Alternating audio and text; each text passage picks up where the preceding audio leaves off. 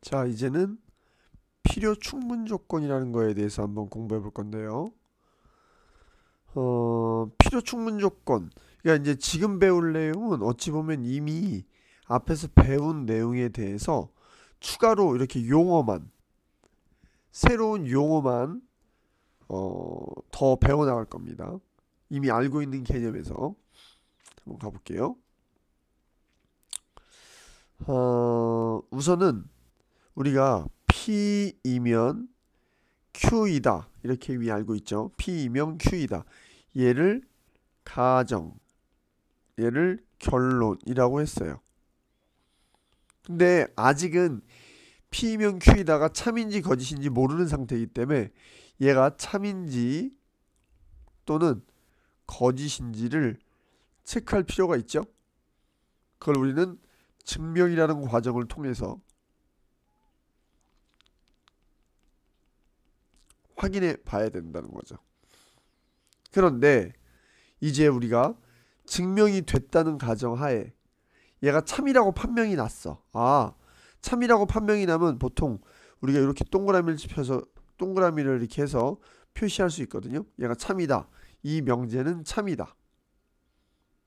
그런데 또 다른 표현을 이렇게 표시할 수도 있습니다.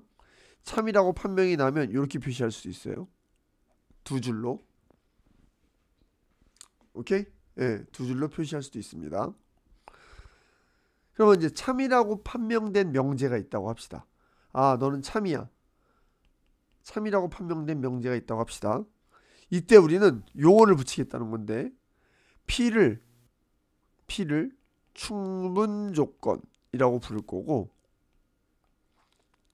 Q를 필요 조건이라고 부를 거야. 이게 무슨 말인데요? 지난번에 우리가 제일 이 명제 첫 단원에서 배웠을 때 요거 자체를 우리 조건, 요거 자체를 우리 조건이라고 불렀죠. 생각나시죠? 조건이라고 불렀습니다. 각각의 조건인데 이제 참이라고 판명나는 순간 요 P에 해당하는 요 녀석 요거를 충분한 조건이라고 부르고 얘는 필요 조건이라고 부를 거예요. 뭐 이건 약속이니까 이렇게 이름을 명칭을 붙였으니까 따라해 주시면 될 것 같습니다. 근데 이제 이게 학생들 입장에서는 선생님 맨날 이게 P가 이 상태에서 이쪽에 있는 게 필요 조건이에요, 충분 조건이에요. 맨날 이걸 묻는단 말이야. 그 말은 뭔가 예, 까먹을 가능성이 매우 높다는 거죠, 그죠? 다른 친구들도 많이 까먹는다는 뜻인 거야. 그래서 선생님이 도저히 안 되겠어서 이렇게 설명을 해줄게요. 야, 얼마나 많이 까먹으면 선생님이 이렇게 설명하겠니? 이게 이렇게 뾰족하잖아? 얘가 창이라고 생각해보면 창에 이렇게 찔렸어. 얘가. 그럼 얘가 피가 나겠지? 그래서 얘는 필요 조건이라고 부를 거야. 필요 조건. 야, 얼마나 많이 까먹으면 맨날 선생님 이렇게 설명을 할 거예요. 얘가 창에 찔렸어? 피가 나? 필요 조건. 됐죠? 뾰족한 쪽이 필요 조건이야. 이쪽이 충분 조건이야. 사실 이거 이름만 똑바로 알고 있으면 됩니다. 뭐 얘를 한글의 뜻에 따라서 이렇게 뭐 기억하는 방법도 있긴 한데 그거보다 이게 더 편해요. 됐죠? 다 정리할게요. 이렇게 명제가 있는데 참으로 판명된 명제가 있다면 이렇게 쓸 수 있다라고 했고 이때 우리는 각각을 조건이라고 불렀잖아. 근데 무슨 조건이냐면 얘를 Q가 되기 위한 충분 조건. 이번에 Q가 되기 위한 P는 Q가 되기 위한 충분 조건. Q는 P가 되기 위한 필요 조건. 무엇이 되기 위한 이런 거 있잖아. 이거 사람 헷갈리게 만드는 거거든. 그러니까 그런 거 다 빼고 얘를 원래 보통은 이렇게 부르거든. P는 Q가 되기 위한 얘는 얘는 일단 여러분들 머릿속에서 얘는 살짝 지워. 무엇만 기억하면 돼? P는 충분 조건. 이번엔 Q는 P가 되기 위한 필요 조건.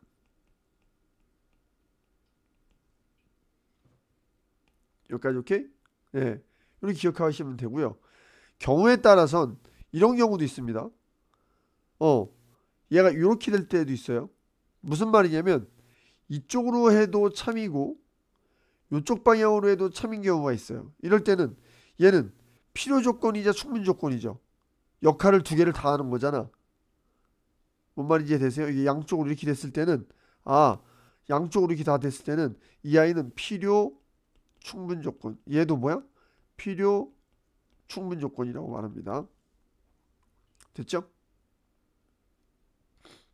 그런데 잠깐 복습을 해보면 우리가 P이면 Q이다를 증명하는 과정에서 반드시 써먹을 수 있는 게 일단 1번 논리적으로 증명하기, 2번 진리집합의 포함관계로 증명하기. 생각나죠?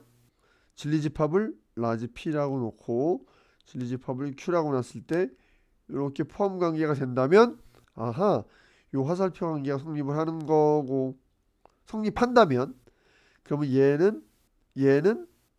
얘가 아니죠. 얘는 그렇죠. 필요 조건. 얘는 충분 조건이라고 부를 거예요. 그러니까 진리집합의 포함관계를 따져서 명제가 참인지 거짓인지를 확인하는 방법 잘 기억하셔야 됩니다. 됐죠? 자, 그럼 한번 해볼게요. 실제 문제에서 어떻게 써먹고 있는지, 어떤 조건인지 말하여라. P는 Q이기환. 여기서 중요한 건 뭐야? 이 주어야, 주어. 얘에 대해서 신경 쓰면 돼. 이런 거 신경 쓰지 마. 모이기 위한 이런 거 다 꺼지라 그래. 오케이? 자, P는 모이기 위한 어떤 조건인가요를 물어봤잖아. 그럼 얘가 주인공이야, 얘만 집중적으로 보면 돼. 그러면 우리는 이건지 아니면 요건지를 체크해야 되는 거지. 만약 요거라면 P는 뭐야? 충분 조건. 요거라면 P는 필요 조건인 거죠. 화살표 방향이 무엇이냐에 따라서 그게 어떤 조건인지가 확인이 가능합니다. 됐죠? 그러면 내가 뭐라고 하라 그랬더라? 포함관계로 따지는 게 좀 편하다 그랬죠? 한번 해볼게요. 논리적으로 따지는 것도 뭐 가능합니다. 예. 근데 포함관계로 따지는 게 실수가 없어요. 자, 이 말은 Q를 이렇게 써도 되지. 어차피 요식이나 요식은 동의어지. 그럼 얘는 X를 묶으면 인수분해 하는 거야, 그냥. 동의어지. 이 말은 또 뭐랑 동의어야? X가 0이거나 또는 X는 1이다. 이게 동의어지. 즉 요걸 보는 순간 요렇게 요까지 와야 돼. 그러면 생각해봐. 이쪽은 X가 0이다가 있고 이쪽은 X가 0 또는 X는 1. 그러면 포함관계가 이렇게 될까요? 이렇게 될까요? 얘가 첫 번째, 얘가 두 번째. 당연히 첫 번째겠죠? 왜? 오른쪽 조건 Q는 X가 또는이라는 말의 의미가 뭔지 알죠? 또는이라는 말의 의미. 얘는 지금 세 가지를 다 가지고 있는 거야.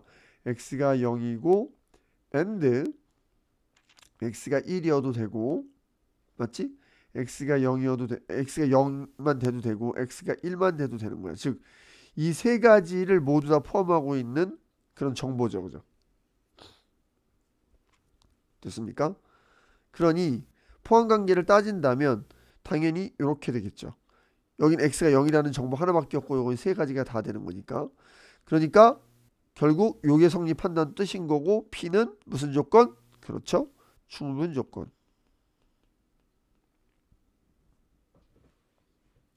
넘어갑니다.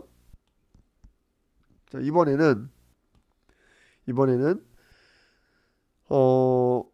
포함관계를 따지자고 했으니 요 녀석을 P를 집합으로 좀 수직선상에 표시하면 X가 0보다 커요. 여기가 0이고 0보다 큰 아이들.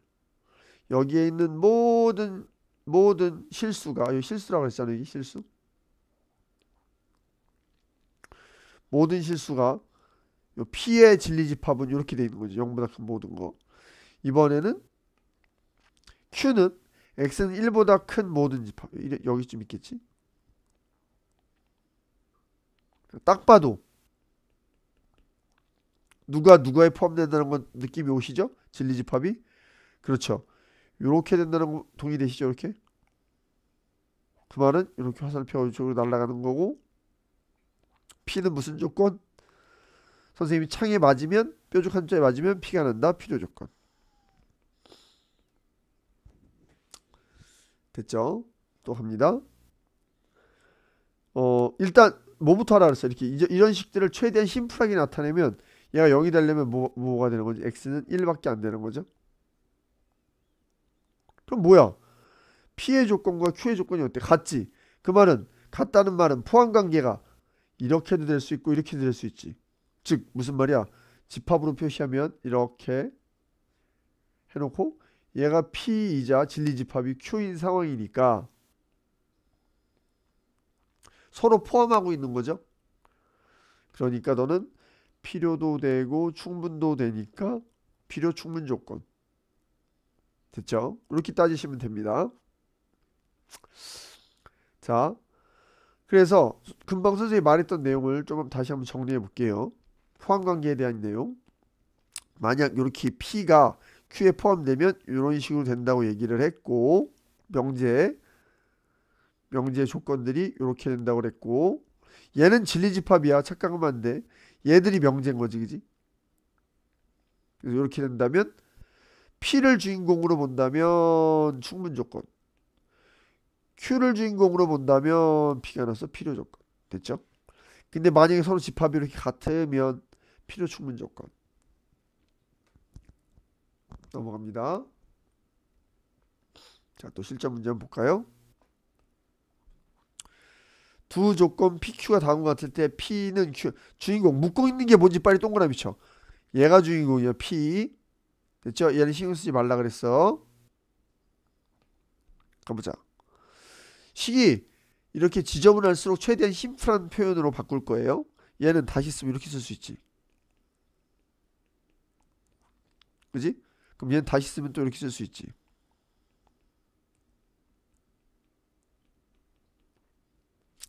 그럼 얘는 또 다시 쓰면 어떻게 쓸 수 있어? x랑 0, y랑 같거나 또는 x는 마이너스 y인 경우. 즉, 이 문장은 이 식은 이 두 가지의 정보를 포함하고 있는데 실제로는 두 가지가 아니라 이거죠. 얘랑 같아도 되고 얘랑 같아도 되고 당연히 둘 다 같아도 되고, 이 세 가지를 모두 포함하고 있다고 얘기했어요. 뭐 어떤 정보가? 또는이란 정보가. 됐죠? 근데 Q를 봤더니만 뭐만 가지고 있어? 얘만 가지고 있지. 그럼 당연히 이쪽에 가지고 있는 정보가 더 많죠. 포함되고 있죠. 그죠? 이렇게 될 것이고, 너는 필요 조건. 동의됐죠? 필요 조건. 주인공이 누구라고? P가 필요 조건. 됐죠? 자, 두 번째 거 보겠습니다. x, y는 정수, x 더하기 y도 정수. 이게 무슨 말일까? 얘는 논리적으로 따져야 될 것 같은데? 포함관계로 따지기가 애매해요. 사실은 애매하다는 건 없어. 그냥 하면 되는 거야. 자, x랑 y가 모두 정수래. 그랬을 때 x 더하기 y도 정수가 되냐? 그럼 봐라. 얘는 어떠니? 얘와 얘가 정수래. 그럼 더하면 정수 되는 거 맞아 안 맞아? 오케이. 이걸 모를 리가 없지. 이건 당연합니다. 맞지?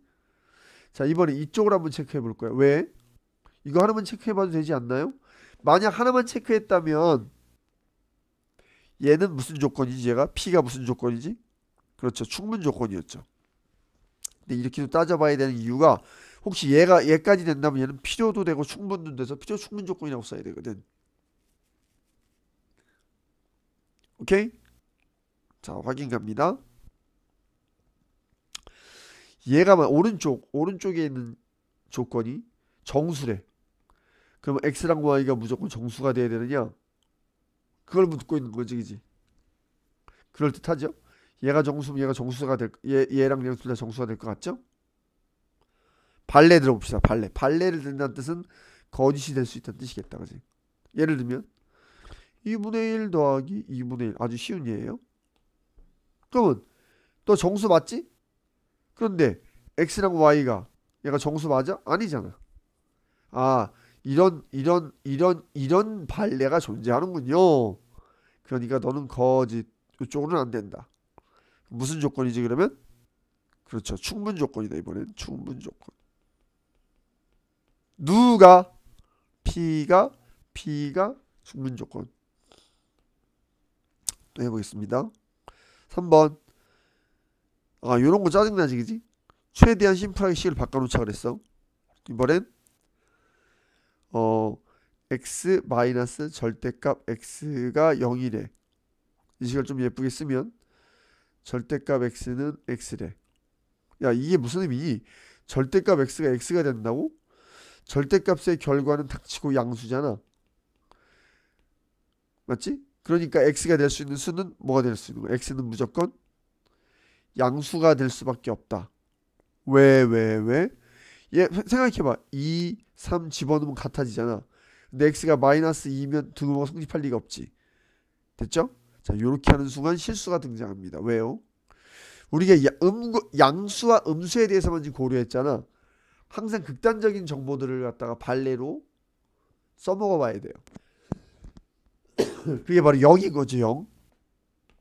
자, 0 확인. 즉 x에 대해 0 넣으면 0 등호 성립해 안 해? 하네? 그럼 x도 이 조건을 만족하는 값인 거죠. 즉 x가 양수이거나 아니면 0이거나. 됐어요? 아, p 조건을 최대한 심플하게 정리한 결과 이게 나왔고, 그거 뭐야? q랑 어때? 쌤쌤이네? 같잖아. 무슨 조건이지? 그렇죠. 필요 충분 조건이다. 됐죠? 이렇게 따져 나가시면 되겠습니다. 오케이?